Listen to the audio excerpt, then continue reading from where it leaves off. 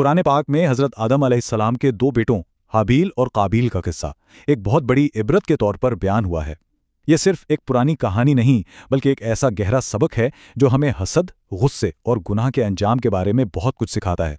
आइए आज हम तारीख के इस पहले कत्ल की तफसीलात में जाते हैं और देखते हैं कि इससे इंसानियत को क्या पैगाम मिला। इस पूरे वाक़े को बेहतर तौर पर समझने के लिए हम इसे इन 5 हिस्सों में देखेंगे। सबसे पहले कि यह झगड़ा आखिर शुरू कैसे हुआ, फिर वो कौन सी आजमाइश थी जो अल्लाह की तरफ से आई, इसके बाद तारीख के ये पहला कत्ल कैसे हुआ, फिर हम देखेंगे कि इसका अंजाम क्या निकला और आखिर में बात करेंगे इस अजीम उसूल की जो इस वाक़े से इंसानी जान की हुर्मत के बारे में कायम हुआ। तो कहानी का आगाज़ होता है हज़रत आदम अलैहिस्सलाम की औलाद से। उस वक्त चूंकि ज़मीन पर नस्ल इंसानी को आगे बढ़ाना था तो अल्लाह का एक ख़ास निज़ाम था। हज़रत हव्वा के यहाँ हमेशा जुड़वां बच्चे पैदा होते थे, एक लड़का और एक लड़की। अब असूल ये था कि एक साथ पैदा होने वाले जुड़वां बहन भाई आपस में बहन भाई ही समझे जाते थे और उनकी शादी नहीं हो सकती थी, लेकिन एक जोड़े की शादी दूसरे जोड़े से हो सकती थी।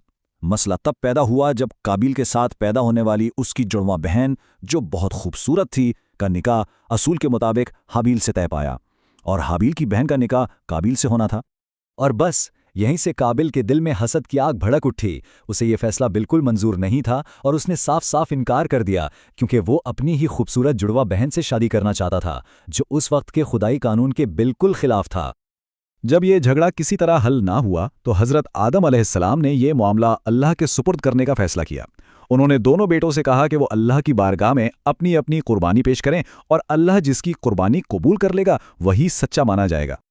इस आजमाइश का तरीका बिल्कुल वाज़ेह था। दोनों भाई अपनी अपनी तरफ से बेहतरीन चीज़ पेश करेंगे और आसमान से एक आग आएगी और उस कुर्बानी को खा जाएगी जिसे अल्लाह ने कबूल फरमाया है। यही कबूलियत की निशानी होनी थी। यहाँ दोनों भाइयों की नीयत का फर्क बिल्कुल खुलकर सामने आ गया। हाबील जो नेक और परहेजगार थे उन्होंने अपने रेवड़ में से सबसे बेहतरीन, सबसे कीमती मेंढा अल्लाह की राह में पेश किया। दूसरी तरफ काबिल जिसके दिल में खोट था उसने बड़ी बेदिली से अपनी खेतीबाड़ी में से कुछ मामूली और घटिया किस्म की चीजें लाकर रख दी। और फिर फैसला हो गया।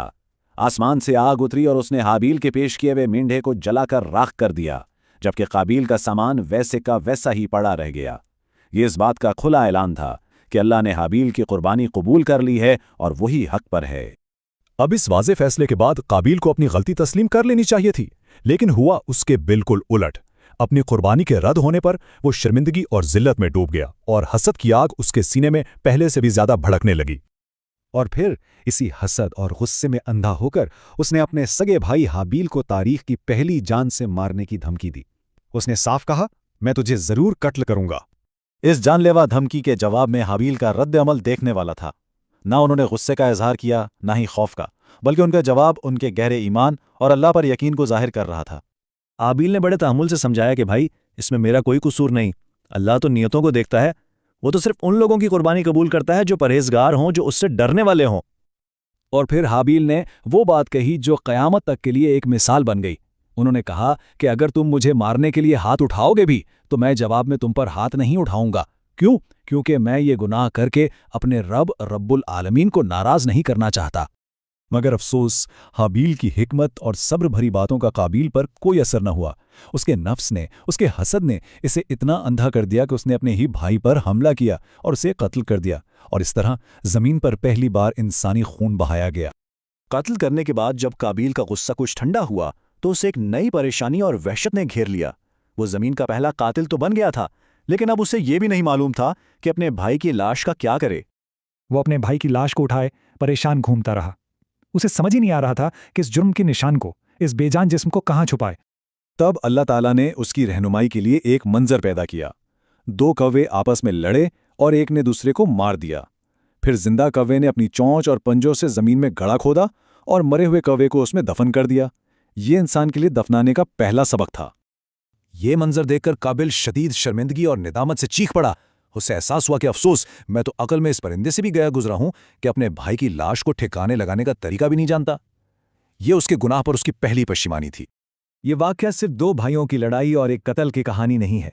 इस वाक़े की बुनियाद पर अल्लाह ताला ने क़यामत तक आने वाली पूरी इंसानियत के लिए एक बहुत बड़ा, एक अब्दी उसूल कायम कर दिया। काबिल को इस एक जुर्म की बहुत भारी कीमत चुकानी पड़ी। دنیا میں ذلت، آخرت میں اللہ کا غضب، اور سب سے بڑھ کر یہ کہ چونکہ اس نے قتل کی شروعات کی، اس لیے قیامت تک ہونے والے ہر ناحق قتل کے گناہ کا ایک حصہ ہمیشہ اس کے کھاتے میں بھی لکھا جاتا رہے گا۔